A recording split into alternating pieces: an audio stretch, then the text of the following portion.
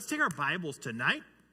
Let's go to Psalm 78. We are working our way through Psalms each summer. This is our 7th summer in Psalms, and we'll wrap it up here in a few weeks at the end of August and move into a new series in September. Return again next year, Lord willing, should the Lord tarry, right? Okay, so there we go. But I want to welcome everybody who's watching online, who joins us in this part of the service, and we're glad that you are with us wherever you're at watching this, whenever you're watching this, and glad to be a part of Foothills.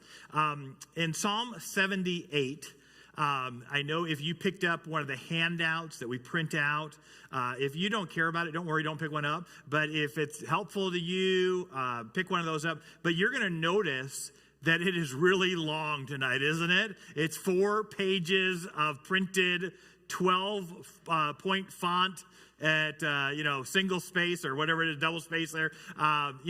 It's a long psalm. And so this is the longest psalm other than Psalm 119. And Psalm 119 is the longest, and I wonder when we get there in a few years how we're going to handle Psalm 119. Will we take it all at one Wednesday night? Could you imagine how long we'll be here? No, we won't do it. Or will we be like that? Will be the whole summer long. It'll be taking Psalm 119. I haven't figured that out yet. We got a few more years to get there. But Psalm 78, it is a long one. We won't take long tonight. We'll move through it here. But Psalm 78 is really a history lesson. It's a history lesson, and there's some important lessons to be learned out of it. But what you'll notice is this is not our history. This is the Jewish people's history, and so we won't be so familiar with it as Americans. We would instantly recognize certain dates and places. They would have significance to us. If we said, Lexington and Concord, you'd be like, hey, that's where the Revolutionary War began. If we said Gettysburg, you'd like Civil War. If we said remember the Alamo, you would think about that. You would have place names that would trigger emotion. Memory would be like, oh yeah, that's why that matters. If there were dates that we would include, we would say July 4th, 1776. You'd be like, oh yeah, I know what that date is. If we said, if we said December 7th, 1941, a day that will live in infamy, right? Okay, Pearl Harbor was attacked on that day. If I said May 13, 1970, that would be very important to all of us in this room, especially. That's my birthday. I know you. Okay, yeah, okay. Oh yeah, you don't know. But that's an important day to me. But if we said September 11th, 2001, you'd all be like, oh yeah, and that would evoke something inside of you to be like, I remember that. Oh, that means this to me. There's significance to it. So as the psalmist walks through this history lesson, for the original readers, it's going to trigger all of those things for them instinctively because it's their common history. But for us, as a little bit removed from it, we might have to be like, why is that event significant, or why is that place important? And we'll talk through it tonight. But let's look at the superscription, if you would. There in Psalm 78, it says a maskil of Asaph. Asaph is the psalm is attributed to Asaph, as this series is from Psalm 50, Psalm 73 to 83. All the ones this summer are going to be by Asaph here in the next few weeks. He was a contemporary of David. He led worship in David's time and into the temple that Solomon, his son, built. And it is a maskil. A maskil is one of those musical terms that we're really not sure exactly what it means, but it seems to have a root meaning. The basic root of the word means insight or contemplation. And so it would seem that this psalm is meant for us to contemplate something, to have insight into something, and you'll see what that is here in a moment. In the first 8 verses, it's really an introduction. the psalmist Asaph in this case, is giving us why he's writing this psalm. What's the purpose of this psalm? And we read those in the first few verses. It says in verse 1, "Give ear, O my people, to my teaching. Incline your ear to the words of my mouth." So this is a public teaching. It's meant for public worship, for a gathering of people. The speaker here would be Asaph, and he is publicly teaching this lesson to other people. He's encouraging people, hey, give ear, listen. If you read, this psalm has wisdom literature stamped on it because it's a maskil. In the next verse, you'll see another part of that. But think about Proverbs, when you read through Proverbs, that they're, hey, hear this, oh my son. Listen to this. Pay attention to this. That's what they're doing. Is they're like, hey, this is an important lesson coming. Pay attention to it. In verse 2, he says, "I will open my mouth in a parable. I will utter dark sayings from of old."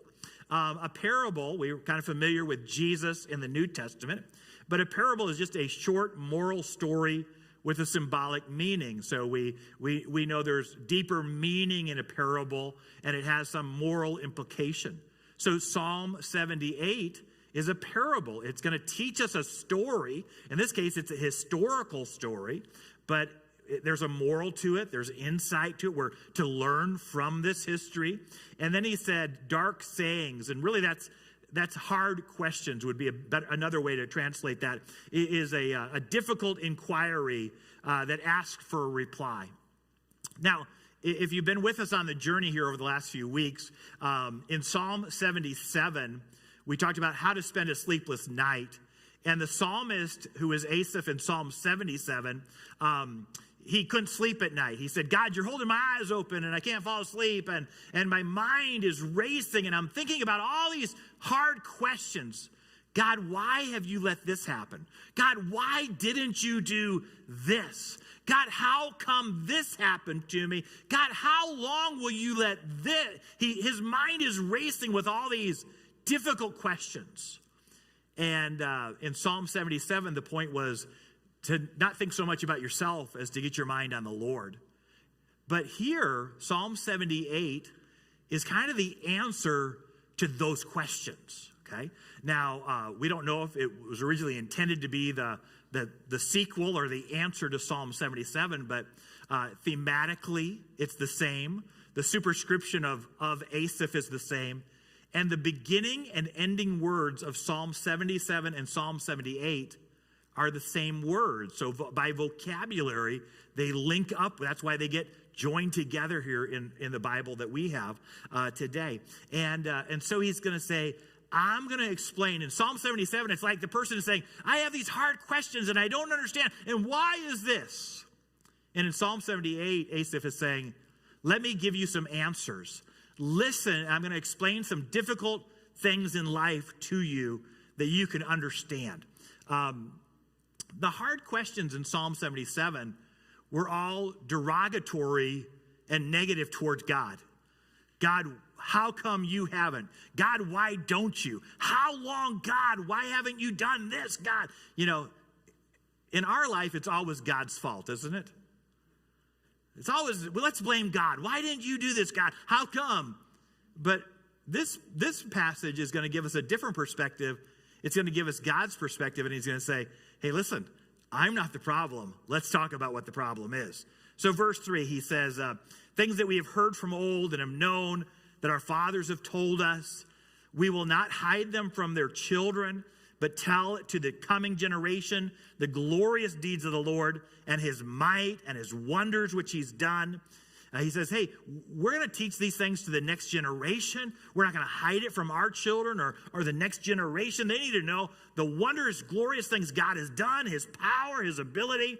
And then in verse 5, he says, God established a testimony in Jacob and appointed a law in Israel. He said, you know what? These aren't just stories. This was written down for us. We have the beginning of the Old Testament to tell us these events, these stories for us and to learn from that case. And he says, he commanded our fathers to teach his children. And so he said, hey, again, we got to teach this to the next generation. Verse 6, Why? That the next generation might know them, the children yet unborn, and arise and tell them to their children. So he's thinking generationally. He's not just thinking about, well, it's me and my generation. It's not even the next generation, but he's saying the generation that hasn't even been born yet. We've got to make sure the next generation knows, so that unborn generation will know also.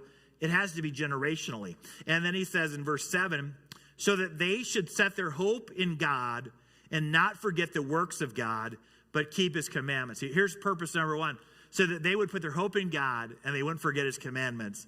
And then in verse 8, he takes the negative side of that and says, and that they should not be like their fathers, a stubborn and rebellious generation, a generation whose heart was not steadfast, whose spirit was not faithful to God.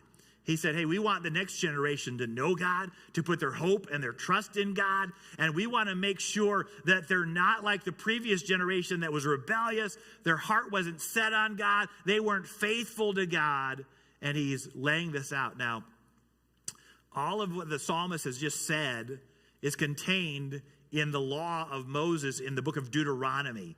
In Deuteronomy chapter 6, verse 5, it says this. God is speaking through Moses to the people as they're getting ready to come into the promised land, and he says, you shall love the Lord your God with all your heart, with all your soul, and with all your might.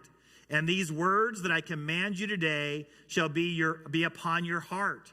You shall teach them diligently to your children, and shall talk of them when you sit in your house, and when you walk by the way, and when you lie down, and when you rise. So he said, hey, the Bible has commanded us to teach these to the next generation. That we're supposed to tell them about what God has done. And so the psalmist is just saying, hey, we need to go back to that and make sure we're teaching the next generation. And so he gives us some history lessons for the next generation. Lesson number 1 is this. The lesson from the Ephraimites and Exodus. Ephraimites and Exodus. In verse 9, he says, the Ephraimites, armed with bows, turned back on the day of battle. They did not keep God's covenant, but refused to walk according to his law. And he says, the people of Ephraim is one of the tribes, one of the northern tribes of Israel. It's a predominant tribe. It often becomes a name for all of northern Israel. And he said on the day of battle, even though they were fully armed, the indication is they were well able to win the battle that they should have won, but they turned back on that day. And that may be when they went into the promised land. Judges chapter 1 tells us they didn't capture the land that was allotted to them. It may have been some other battles in the history of Israel where Ephraim did not participate and lead or fight like they should have. And he said, they didn't keep God's covenant. They refused to walk according to the law. Verse 11, they forgot his works and the wonders that he had shown them. In the sight of their fathers, he performed wonders in the land of Egypt, in the field of Zoan. So he shifts here from the lesson about the Ephraimites. They should have won the battle, but they turned back from it. And he says, now let's go and learn the lesson about Egypt, what God did there. Verse 13, he divided the sea and let them pass through it. He made the water stand up in a heap, the Exodus crossing the Red Sea. The water stood up, passed through on dry land. Verse 14, in the daytime, he led them with a cloud, and at night with a fiery light. He split rocks in the wilderness and gave them drink abundantly from the deep. He made a stream come out of the rock and caused water to flow down like rivers. And you think, okay, listen, the Ephraimites, they should have won that battle. They should have remembered what God had done. God had just brought them through the wilderness out of Egypt and the miraculous signs that he had done and how he provided for them all along the way of the wilderness. And don't you think, boy, if I just could live then, I would have loved to have been alive during the time of the Exodus and seen the Red Sea part and the manna come down and all. Wouldn't that be incredible? You think, yes, that would be. If only I could see a miracle. Brings us to lesson number 2, lessons from the wilderness. Verse 17, yet Yet they sinned still more against him, rebelling against the Most High in the desert. You would have thought if you and I were alive at the time of the Exodus, and we saw the miracles that God had done to deliver his people out of Egypt, that you would have just believed and trusted God all along the way in the wilderness. But they didn't. They sinned against God again and again and again and rebelled against him. Verse 18, they tested God in their hearts by demanding the food they craved. They said, oh, it was so much better back in Egypt when we sat down and we had fish and beans and all the onions and everything. Oh, it was so good eating back then. They tested God. They said in verse 19, they spoke against God and said, can God spread a table in the wilderness? Can God feed us out here? How will God take care of me and meet my needs out here in the wilderness? Can God really provide a spread, a table for us out here in the wilderness? And then in verse 10, here's what God did. He struck the rock so that water gushed out and streams overflowed. Can he also give bread to provide meat for the people? So they said, hey, can God provide a table for us? Can God feed us in the wilderness? And what did God do? He provided water for them to come out. And then they said, okay, sure, God can bring water from the rock, but can he give us bread to eat? And what happened there in verse 21? Therefore, when the Lord heard, he was full of wrath. A fire kindled against Jacob. His anger rose against Israel because they did not believe in God and did not trust in his saving power. You know, God was upset. He said, hey, you're testing me? Look at all I've just done for you. Why can't you trust that I'm going to take care of you also? But verse 23 says, yet he commanded the skies above and opened the doors of heaven, and he rained down on them manna to eat and gave them grain from heaven. Man ate the bread of angels and sent them food in abundance. They said, I don't know, can God take care of us? We're out here, we're thirsty. God makes water come from a rock. Okay, well, that's one thing, but could he really provide bread for us? Oh yeah, I'm going to rain down manna from heaven. The food of angels is going to be provided for you. You think that was good for him? No, look at verse 26. He caused the east wind to blow in the heavens, and by his power he led the south wind. He rained meat on them like dust, winged birds like the sand of the sea. He let them fall in the midst of the camp, all around their dwelling. And they ate and were filled, for he gave them what they craved. They called out for their craving earlier, and God gave them exactly what they wanted. And he brought the quail into the camp. It was low-flying, easy to catch, and provide for them. They said, can God give us water? God will bring water from a rock. Okay, can he feed us bread? He's going to bring manna from heaven. Well, we really would like some meat. Well, God brought the quail to feed them to meat. But verse 30 says this. But before they had satisfied their cravings, while the food was still in their mouth, the anger of God rose against them. And he killed the strongest of them and laid low the young men of Israel. He's recounting the story of Numbers chapter 11, when the people tested God and God provided for them, but said, listen, I look at all I've done for you. You can't trust me? Which brings us to the third lesson. It's the lesson from the promised land and Egypt. The lesson of the promised land and Egypt. Verse 32. You would think that if you had seen the miracles that God brought the people out of Israel through the Red Sea, if he brought water from a rock, if he brought manna from heaven, if he rained quail meat down upon you, if he led you by fire at night and a pillar of cloud by day, you think you'd really believe God and trust him, wouldn't you? Verse 32, in spite of all this, they still sinned. Despite his wonders, they did not believe. We have people say, if I could just see a miracle, I'd believe God if. They wouldn't, because their heart is prone to unbelief, right? And these people who saw miracle after miracle after miracle, and the people who had the greatest faith of all, it says, in spite of all that God did, they still didn't believe him. They still sinned. They didn't believe that he was able to do these things. Verse 33, So he made their days vanish like a breath, and their years in terror. It was in the wilderness that he set the time that generation would die off, and none of them would go into the promised land, that their life was a fleeting time. It was 40 years till they came into the promised land. That generation that did not believe would not inherit the promise. In verse 34, when he killed them, they sought him. They repented and sought God earnestly. So when they got in trouble, that's when they repented. They turned back to God. They're really seeking God, and that's human nature, isn't it? You know, when things are going good, I really don't need God so much because, hey, things are good in my life. But when trouble comes along, I really need God now. I found a newfound interest in the things of God when I'm in trouble. And so he said, hey, they repented. They sought God. Verse 35. They remembered that God was their rock. The Most High was their Redeemer. God is the one who got us out of Egypt. He brought us through the Red Sea. He provided for us. He met our needs. He just has done all of these things. But look at verse 36. But they flattered him with their mouths. They lied to him with their tongues.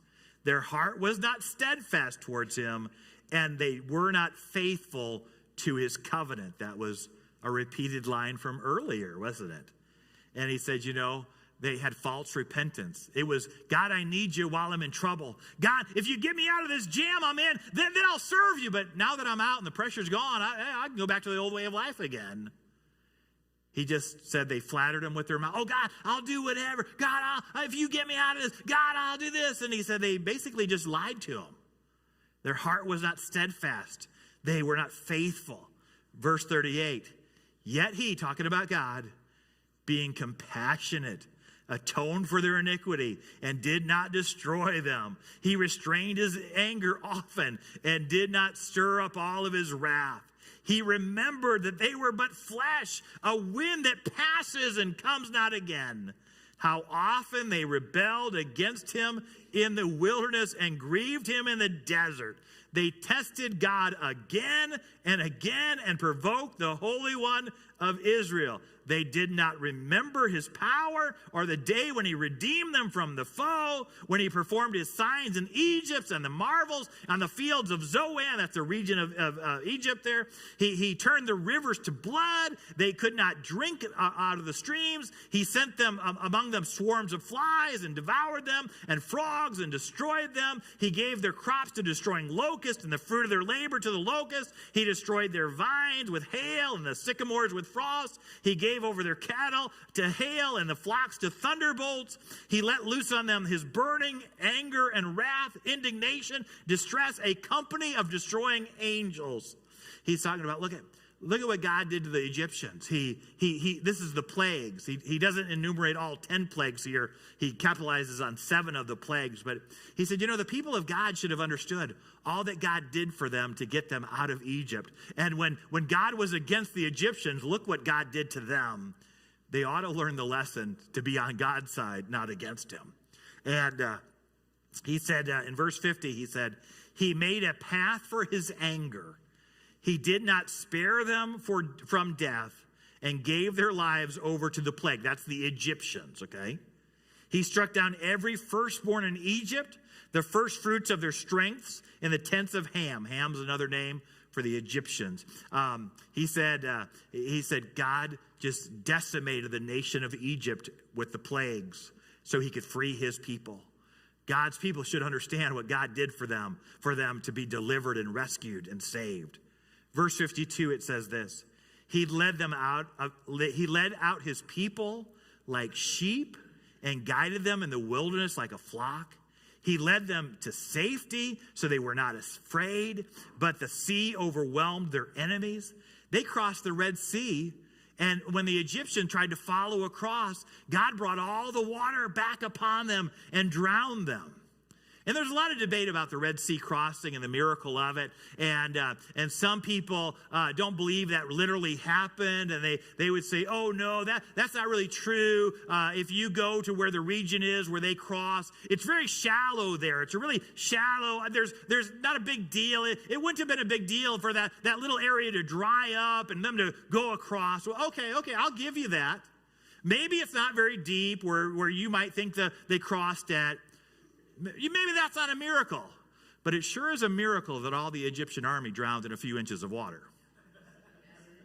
Okay?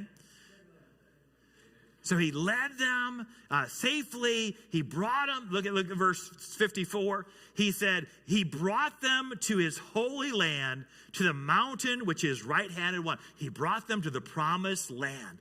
Brought them out of Egypt, through all the plagues, through all the judgment on Egypt, across the Red Sea, into the wilderness. They brought water from the rock, bread from heaven, quail. He delivered, fought for them, did all these things for them, and he brings them into the promised land. He drove out the nations before them. He appointed them to the possession and settled the tribes of Israel in their town. He's like, I brought you right into the promised land, and here's your house for you. Lesson number 4. Do you think they've learned yet? Okay, lesson number 4, the lesson from Shiloh, Verse 56. Yet they tested and rebelled against the Most High God and did not keep his testimonies, but turned away and acted treacherously like their fathers. They twisted like a deceitful bow. So he said, you would think by now they'd learn their lesson. Did they learn their lesson? No, yep, they still keep doing the same thing. And, we look at them and we're like, if I were there, listen, if you and I were there, we'd be doing the same thing those people are doing, okay? And he says they were like a twisted bow. Remember Ephraim, earlier in verse 9, it says that they were armed with bows, but they turned back from battle. And here he's saying that these people, Shiloh is in the territory of Ephraim. So it's kind of a connection here, joins these two sections together here in Ephraim. He says they were like a twisted bow. If you shot with a twisted bow, your arrow would not go where it was intended or where it was aimed at. And he said they're just off in their direction. He says in verse 58, for they provoked him to anger with their high places. They moved him to jealousy with their idols. And they moved him to jealousy with their idols. When God heard, he was full of wrath, and he utterly rejected Israel. He forsook his dwelling at Shiloh, the tents where he dwelt among mankind, and he delivered his power to captivity, the glory of the hand of the foe, his glory to the hand of the foe. He gave his people over the sword and vented his wrath on his heritage. Fire devoured the young men, and their young women had no marriage song. Their priests fell by the sword, and their widows made no lamentation. He said, boy, Shiloh was this critical moment of history.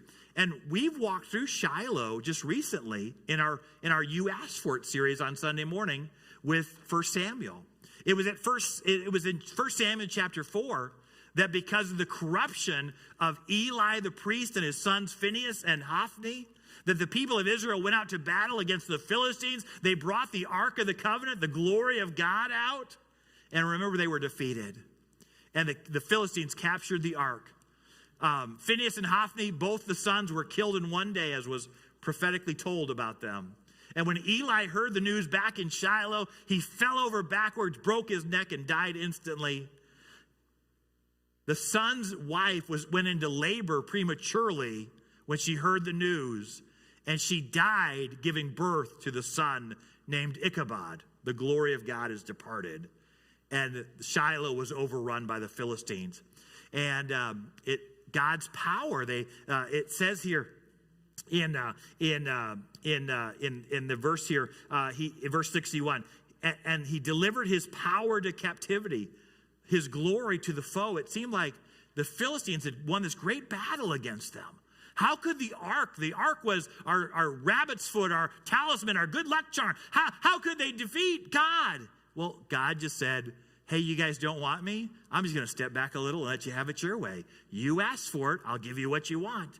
and he withdrew his presence there. And Israel was defeated in that battle. It's a low point in history of Israel.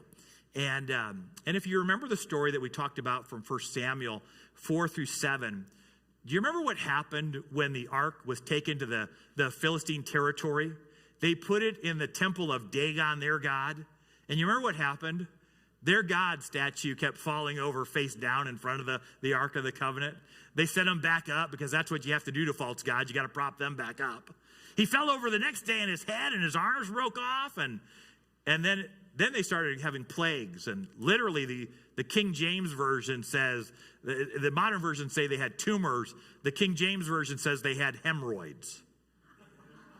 You remember that? Okay, yeah, that's coming back to you now, right? And they say, we got to get rid of this thing. Let's send it to the next town. They send it to the next town. The same thing happens to them. They send it to the next town in Philistine. It happens to them. They're like, we're going to send it to the next town. The next town's like, oh, no, don't you bring that here. We're not doing that. We got to get this thing back to the people of God. We got to get this out of here. And they brought it, remember, miraculously put it on a cart, pulled by 2 milk cows who had just given birth. And miraculously, they went back to the territory of Israel. And then when God's people repented and turned back to God, God brought a great victory for them again in 1 Samuel chapter 7. And in verse 66, or verse 65 and 66, there's a strange reference to that's put in a very poetic way. But it's this idea that God, it seemed like he abandoned them. Like, where was God in the midst of this? And then suddenly God acts on their behalf. And there's great imagery in this. Look at this. Psalm 78, verse 65 and 66. Then the Lord awoke as from sleep. Now, he doesn't sleep. He neither sleeps nor slumbers. But, they thought, God's sleeping. Where's God? Why is God letting all this happen to us? They thought it was God's fault that all the bad things were happening. They didn't look at themselves and say, well, maybe it's because we forgot. Maybe it's because we sinned. Maybe it's because we've betrayed God. Maybe it's because we moved away from him. They're like, God, why are you letting this happen? And they're like, God must be sleeping. And all of a sudden, it was like the Lord, it's as he awoke. That's not literally, wasn't literally asleep. But for their perspective, it was like God suddenly woke up and took action. Like a strong man shouting because of wine, he put his adversaries to rout. He put them to everlasting shame. Now, again, God is not like a drunk man. The word like there indicates it's a simile. It's not he is, but he's like. And it's the imagery of a great warrior who is drunk and he passes out of sleep. And he's not ready for the battle, but suddenly he wakes up in his anger. It's like the New Testament that says that Jesus is like a thief in the night. Now, in character, Jesus isn't like a thief, right? He's not going to steal from you. But a thief comes unexpectedly when you don't know when. And that's how Jesus is going to return. So that's the same imagery. It's not that God's like a drunk man. It's not like he sleeps. It's just this imagery that all of a sudden God woke up and took action and delivered his people from the Philistines and returned the Ark of the Covenant to them without them really being involved or doing anything. It just displayed his power. Let's look at the conclusion here. The last few verses wrap this up. In verse 67, he says, he rejected the tent of Joseph.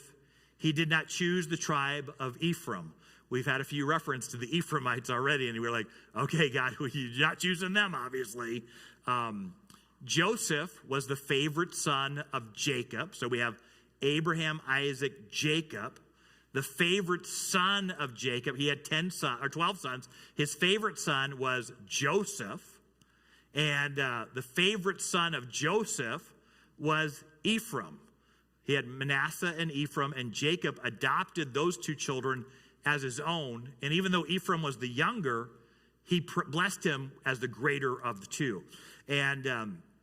And so it seemed like, of course, Ephraim is going to be, the king's going to come out of Ephraim. God's going to choose the tribe of Ephraim because the favorite son and all that, And God says, no, I rejected Joseph. I didn't choose the tribe of Ephraim, but he chose the tribe of Judah, Mount Zion, which he loves. That's Jerusalem.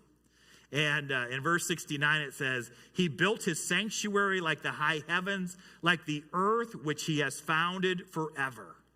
That's where God put his temple, his dwelling place was in Jerusalem. Verse 70, he chose David, his servant, and took him from the sheepfolds. From following the nursing ewes, he brought him into the he brought him to shepherd Jacob, his people, Israel, his inheritance. With an upright heart, he shepherded them and guided them with skillful hand. We understand here at the end that it's about God's choice, about God choosing, God acting on our behalf. And so we see, you know what? It looked like God didn't care about them. It looked like God had forsaken them. But suddenly it's like he awakes and he's full of anger toward the enemies who've been doing all this to him. And then he makes his choice and says, no, I'm not choosing them. I'm choosing this person. I'm choosing Judah. And out of Judah, I'm going to choose David. David becomes the great king. And when you look at the life of David, David is the king who overcomes the enemies of the people of Israel. It is David who triumphs over the Philistines. Where Saul, the first king, fails, David succeeds. And it's because God has chosen him. We're supposed to understand some lessons out of this. Hey, I'm going to explain some hard things to you. I'm going to give you a parable. This is a story, and you're going to draw some implications out of this.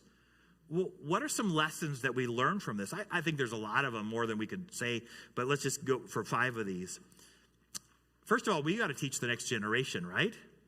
That's the whole beginning of the psalm, is like, make sure we teach the next generation so they don't do the same things that we did or the generation before us. We don't want to repeat history.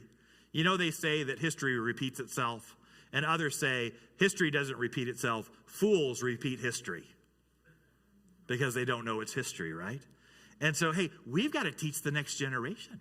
We can complain about the next generation, but what good does that do? We've got to teach the next generation and tell them about the wondrous things God has done. Tell them about his power and his might and his goodness and his faithfulness to us. Number 2, don't forget what God has done for you. How many times in this psalm does it say, and they forgot? God did all that, and they forgot, and they forgot. Number 3, set your heart on God and be faithful. Set your heart on God and be faithful. It says their heart was not steadfast. That means they didn't set their heart on God. They gave lip service. They knew how to talk the talk, but in their heart they didn't really follow him. They flattered, they lied. They weren't faithful. We hear that refrain repeated at least twice in this psalm. Number 4, the 4th lesson would be stop sinning, rebelling, and testing God. Yet they sinned again. They rebelled. They put God to the test. Stop doing that. Number 5, don't take God's mercy for granted. Don't take God's mercy. All the things that God did, the people of history here that we read about, they just kept taking God's mercy for granted. Well, God's a loving God. God's a forgiving God. It'll be okay. We'll just keep on going. If you outline this psalm the way that it's written here, you would find that it makes a chiastic structure. It's indent. If we outline it, it would indent like an X. That's chi is the Greek letter for X. And you'd see the beginning and the end are similar, and the second and fourth section are similar, and you know the 3rd and 5th or whatever it is there are. The center of this psalm is when it talks about yet he was compassionate. That's the center of it all. And yet God wants to be compassionate. God wants to forgive. Yet on each side of that statement about God being compassionate is, but the people rebelled. The people kept sinning. The people forgot. The people didn't stay faithful to him. And so let's not take God's mercy for granted in our life. Don't sin away the grace of God. Don't think, hey, God's gracious, God's loving, God's kind. I can keep sinning and rebelling and testing God, and he'll keep forgiving. We saw the history tonight. No, God says, okay, that's the way you want it. I'll give it to you. You can have that life. You can have the consequences of that. So let's talk application real quick before we go tonight. How do I remember what the Lord has done for me? What do I do in my life to remember what God has done for me? We might think, well, I celebrate communion here at our church once a month. I do this in remembrance. Maybe it's just writing down or journaling or recalling, sharing a testimony or something like that. Oh, here's what God has done in my life. Let me tell that. Let me record that. How do I remember that so I don't forget what God has done for me? That simple thing that's repeated throughout the psalm is, and they forgot, and they forgot. In Psalm 77, they were asking, God, have you forgotten us? And God says, I didn't forget you. You forgot me and what I've done for you. And so how do I remember that? Number 2, how am I doing teaching the next generation about the Lord? It can't stop with me. Can't stop with my generation. Christianity is always one generation away from extinction. If this generation doesn't reach the next one, it's over with. How am I doing reaching the next generation? Maybe that's my kids, my grandkids, the young people of our church, our community. What are we doing to reach the next generation? Again, we can complain, young people, and they, yeah. Or we can be, hey, we love, we care. I'm so thankful that at Foothills, one of our values is that we leave a legacy, that we care about the next generation. We invest in them. We've got kids ministry from birth up to grade 5 over here in the kids wing. We've got 6th through 12th grade over in building B at Youth Tonight. We have generations that we're caring about and impacting them so they'll know the Lord. And we don't want them to make the same mistakes that we made. We want to save them from that. Number 3, the third one is just, how's my heart? How is my heart? The word heart appears a lot in this psalm. They were not steadfast in heart, but in their heart they did this. How's my heart? Now, there's an interesting New Testament connection. I'm going to wrap this up real quick. But there's an interesting New Testament connection with this psalm, and it's in the life of Jesus. In fact, Jesus quotes from this psalm. So let's go to Matthew chapter 14 for a moment. Matthew 14, verse 34 and 35.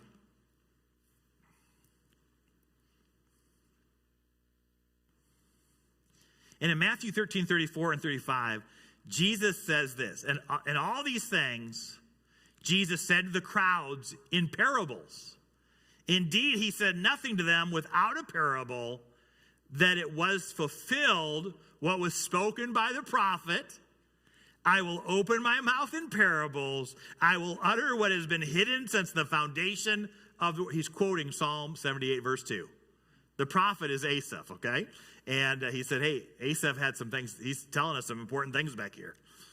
Now, the context of Matthew 13, where Jesus is teaching parables, the major parable that sets the stage for all the other parables. And he says, if you can understand this parable, you'll get all the rest of them, is the parable of the sower.